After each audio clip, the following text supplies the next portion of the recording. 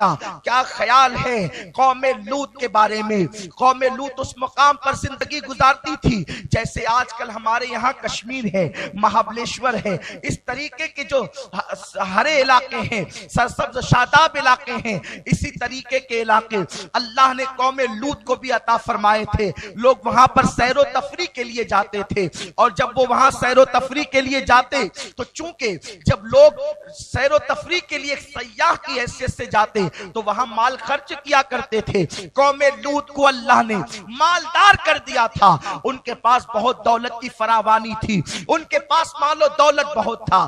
وہ مختلف جرائم میں گرفتار ہو گئے، وہ تالیاں زور زور سے بجاتے، وہ سیٹیاں بجانے کی وبا میں مبتلا تھے۔ اس کے بعد جب وہ ریح خارج کرتے تو وہ زور سے خارج کرتے اور اس پر وہ ہنستے اور کہے لگاتے، اور اس کے بعد ان کا جو مشہور فعل ہے جس کو ہم اور آپ بہت اچھے انداز سے جانتے ہیں، جسے آپ اور ہم جو ہے کبھی اس کو لواطت کہتے ہیں، کبھی اغلام کہتے ہیں، اس طریقے کے نام دیتے ہیں۔ شیطان نے آ کر کے اس قوم کو یہ بدترین فعل سکھایا، اور یہ وہ فعل ہے جو جانور بھی جانور کے ساتھ نہیں کرتا۔ یہ فعل بد جو ہے جانوروں میں صرف خنزیر کرتا ہے، صرف سور کرتا ہے، اور اس کے علاوہ ان کی جو برائیاں تھی، تالیاں بجانا، سیٹیاں بجانا، یا اس طریقے کے اللہ اکبر زور سے ریح خارج کرنا، اللہ تبارک و تعالیٰ نے جناب ابراہیم علیہ السلام کے بھتیجے جناب لوط علیہ السلام کو اس قوم پر مبعوث فرمایا۔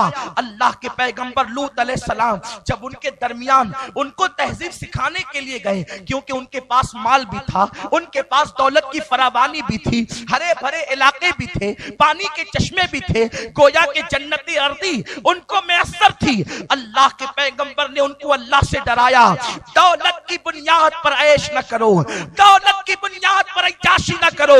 جو مولا دینے کی قوت رکھتا ہے وہ چھیننے کی قوت بھی رکھتا ہے۔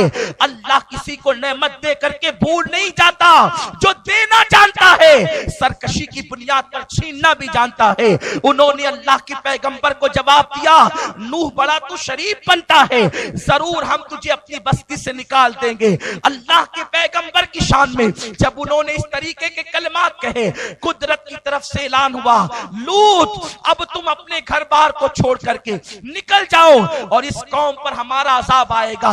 میرے پیارے آقا علیہ السلام کے پیارے دیوانوں، یہ خبر جناب ابراہیم علیہ السلام کو پہنچی۔ ابراہیم علیہ السلام بڑے رقیق القلب تھے، بڑے نرم دل تھے۔ آپ نے ہاتھ اٹھا دیے، اللہ قوم لوط کو اپنی عذاب سے بچا لے۔ اعلان آ گیا، حکم آ گیا، اے ابراہیم اب ان کے لیے دعا نہ کرنا، قدرت ان کے لیے عذاب کا فیصلہ کر چکی ہے، قدرت ان کو تباہ کرنے کا فیصلہ کر چکی ہے، اب تم نے ان کے لیے دعا نہ کرنا۔ ابراہیم علیہ السلام کو روک دیا گیا، اور اس کے بعد حضرت لوط علیہ السلام جب اپنی بستی کو چھوڑ کر کے نکلے، وہ مالدار لوگ تھے، وہ کاروباری لوگ تھے، وہ بڑی فراخی کی زندگی گزار رہے تھے۔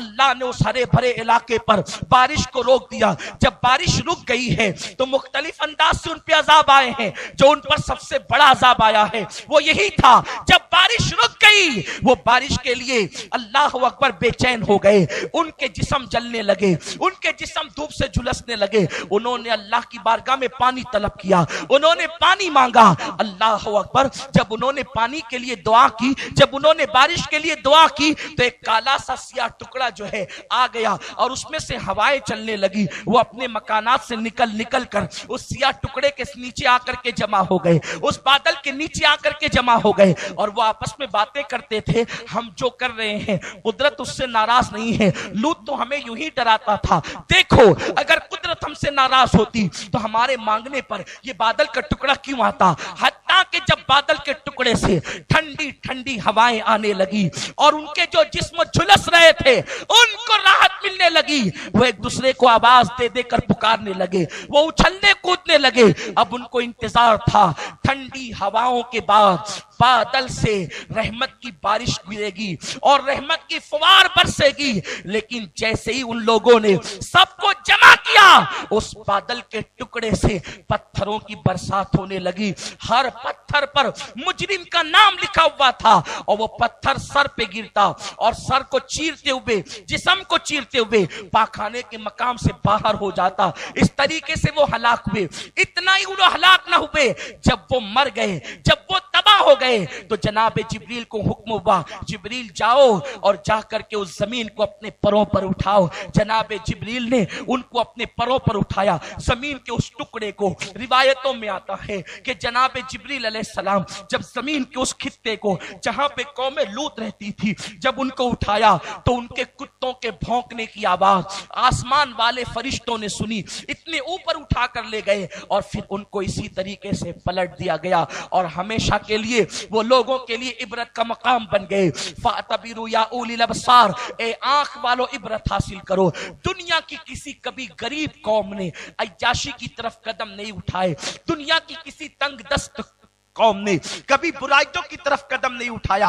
अक्सर लोगों को जब फरावानी हुई, जब लोगों को माल मिला, जब लोगों को दौलत मिली, जब लोगों के लिए आसानियां हुई, तो लोगों के कदम गुनाहों की तरफ बढ़े और जब लोगों के कदम गुनाहों की तरफ बढ़े तो उस कौम को हलाक कर दिया गया, उस कौम को तबाह कर दिया गया। इसी तरह कौम शुएब को देख लें, इसी तरह हजरत सालेह की कौम को देख लें, ये बड़ी दास्तान है। मैं उसकी तरफ जाना नहीं चाहता, एक मिसाल देकर के मैं तुम्हें बताना चाहता हूं। अल्लाह पहले फरावानी देता है और फिर इंसान को आजमाता है कि मेरा बंदा मेरे कानून पर अमल करता है या नहीं, मेरा बंदा मेरी राह पर चलता है या नहीं, मेरा बंदा मेरे नबी के कानून को फॉलो करता है या नहीं। लेकिन जिस वक्त बंदा अल्लाह तबारक व तआला की मशीयत को पीठ के पीछे डाल देता है, कानून खुदा के साथ बगावत करता है, मशीयत के साथ बेवफाई करता है, तो कुदरत फिर उनको दावत इबरत बना देती है।